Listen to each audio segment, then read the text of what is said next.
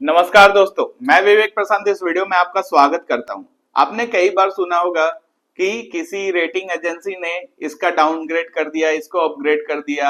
आपने सुना होगा कि टाटा मोटर्स के शेयर को किसी रेटिंग एजेंसी ने डाउनग्रेड कर दिया, कभी अपग्रेड कर दिया। तो जैसे ही इन लोगों का न्यूज आता है, डाउनग्रेड करता है तो वो स्टॉक गिर जाता है, फिर अपग्रेड करते हैं तो वो स्टॉक बढ़ जाता है। लेकिन ये रेटिंग एजेंसी होते कौन है? ये गवर्नमेंट है या प्राइवेट है? लेकिन होते कौन है, ये करते क्या है और इनका इतना इम्पैक्ट मार्केट में क्यों पड़ता है? तो ये सारी चीजें मैं इस वीडियो में आपको एकदम सिंपल तरीके से बताऊंगा, एकदम समझाकर कि क्रेडिट रेटिंग एजेंसियां होती कौन है और ये क्या करती हैं और इनका इम्पैक्ट मार्केट पे इतना ज्यादा क्यों पड़ता है। तो वीडियो में अंत तक बने रहें। लेकिन वीडियो में आगे बढ़ने से पहले मैं बता दूं कि मैं विवेक प्रशांत एक सेबी रजिस्टर्ड रिसर्च एनालिस्ट हूं। मैं ऐसे इंफॉर्मेटिव वीडियो डेली अपने यूट्यूब चैनल पे डालता हूं। अगर आप एक अच्छे इन्वेस्टर और ट्रेडर बनना चाहते हैं तो मुझे सब्सक्राइब कर लें और बेल आइकन भी दबा दें, जिससे आपको सारी वीडियो की नोटिफिकेशन जल्दी से जल्दी मिल सके और मेरा कोई भी वीडियो आपका मिस ना हो। तो चलिए सीखते हैं कि क्रेडिट एजेंसियां करती क्या है। तो देखिए, सबको लोन का जरूरत होता है, ठीक है, सबको लोन का जरूरत होता है। वो गवर्नमेंट हो या कंज्यूमर हो या कंपनी हो, ये सबको लोन का जरूर हो। वो कहीं कहीं से इधर उधर कभी बैंक से लोन ले लिया, कोई अगर बड़ी कंट्री है तो वर्ल्ड बैंक से, आईएमएफ से लोन लेता है। अगर बड़ी बिजनेस कंपनी है तो वो बड़े बैंक से लोन लेगा, जैसे एचडीएफसी बैंक, एसबीआई से। और अगर हम लोग छोटे कंज्यूमर हैं तो हम लोग नॉर्मल ऐप से भी, नवी ऐप से लोन ले सकते हैं या एल&टी फाइनेंस ऐप से लोन ले सकते हैं। तो जिस हिसाब से आपका दरकार है या जिस हिसाब से आपको जरूरत है, उस हिसाब से अलग अलग एजेंसियां लोन देती है। लेकिन ये एजेंसियां लोन तो दे रही हैं, ठीक है, लेकिन इसका कितना क्रेडिट वर्दीनेस है, मतलब कि यहाँ पर बात यह है कि आप समझ लो कि एक कंपनी है, आप यहां पर देख सकते हो कि एक कंपनी है, ठीक है, उसको लोन चाहिए, ठीक है, लेकिन वो बैंक वाला उसको लोन देने से मना कर दिया। अब वो नॉर्मल मार्केट से लोन चाहता है, ठीक है। तो मार्केट से लोन चाहने में वो क्या करेगा, या तो वो शेयर इशू करेगा, शेयर इशू करेगा, ठीक है, लेकिन हर टाइम वो शेयर इशू नहीं कर सकता है, तो वो इशू करेगा बॉन्ड। बॉन्ड एक तरह का लोन ही है जो कंज्यूमर को दिया जाता है, ठीक है।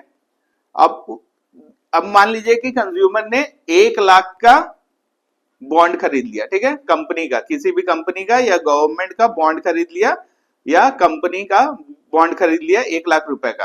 अब इस पे वो 7% का इंटरेस्ट दे रहा है, ठीक है, और मैच्योरिटी है 5 ईयर्स का, ठीक है, मैच्योरिटी 5 ईयर्स का है।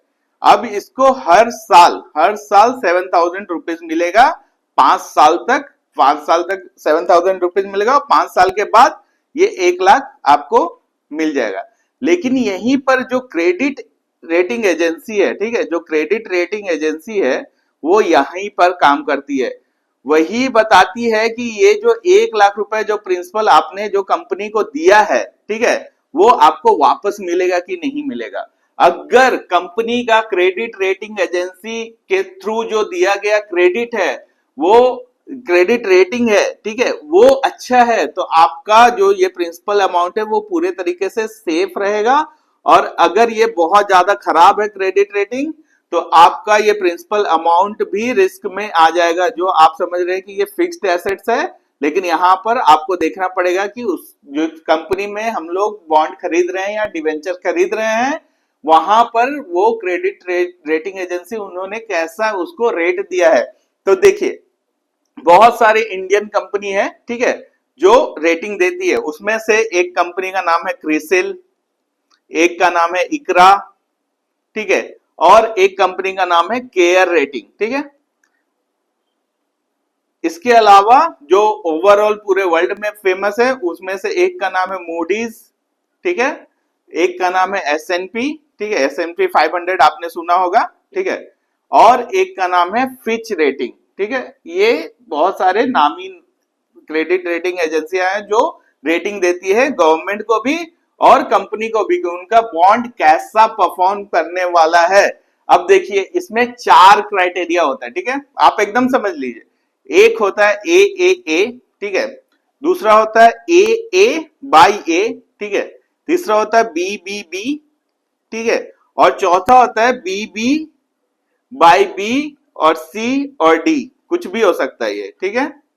यहां पर आप देख सकते हो ए का मतलब हो गया सबसे सेफ, मतलब कि सबसे सुरक्षित, सबसे सेफ है, सबसे सेफ है, ठीक है। यहां पर आराम से आप इस कंपनी में आराम से पैसे डाल सकते हो, इस तरह के गवर्नमेंट बॉन्ड्स में आप आराम से पैसे डाल सकते हो। ए थोड़ा सा और ज्यादा मतलब गुड क्रेडिट स्कोर बोल सकते हैं, गुड गुड क्रेडिट रेटिंग बोल सकते हैं यहां पर आप, ठीक है। ये है इन्वेस्टेबल, मतलब कि इसमें इन्वेस्ट कर सकते हैं लेकिन थोड़ा रिस्क है, थोड़ा रिस्क है, और इसमें तो कर ही नहीं सकते, बिल्कुल ना बोल दीजिए। जिस बॉन्ड का, जिस क्रेडिट, जिस कंपनी का, जिस गवर्नमेंट का क्रेडिट रेटिंग इतना है, यानी कि बीबी या बी या सी या डी, यहां पर आप बिल्कुल भी इन्वेस्ट ना करें। इन्वेस्टेबल जो है मतलब कि यहाँ इन्वेस्ट कर सकते हो, बीबीबी मतलब कि रिजनेबल है कि हाँ कर सकते हैं, वहां पे है। ए बाई ए या ए आया तो आप आराम से कर सकते हो, कोई प्रॉब्लम नहीं है। और ट्रिपल ए है तो वो तो सोने पे सुहागा है, उसमें तो करना ही करना चाहिए, आपका इंटरेस्ट भी टाइम पे मिलेगा और आपका प्रिंसिपल भी उधर सेफ रहेगा।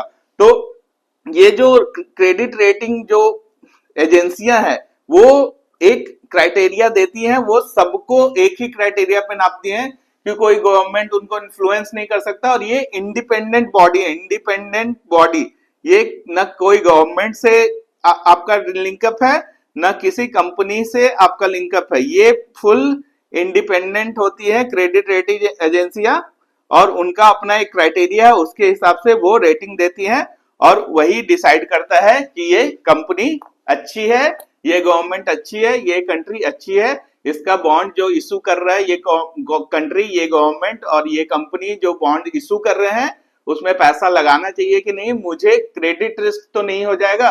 ये सारी चीजें आपको इस वीडियो से जानने को मिली कि जिसका रेटिंग अच्छा है, ए ट्रिपल ए है, डबल ए है या ट्रिपल बी भी है, वहां तक हम लोग सोच सकते हैं। लेकिन double B, B C D इसमें बिल्कुल पैसे नहीं डालें, और triple A, double A B, triple B, ये इसमें आप अपना पैसा डाल सकते हो। ऐसे ही इंसाइटफुल कंटेंट के लिए आप मुझे सोशल मीडिया पे फॉलो कर सकते हो। बाकी इस वीडियो को लाइक, शेयर और सब्सक्राइब करना ना भूलेगा। Thank you.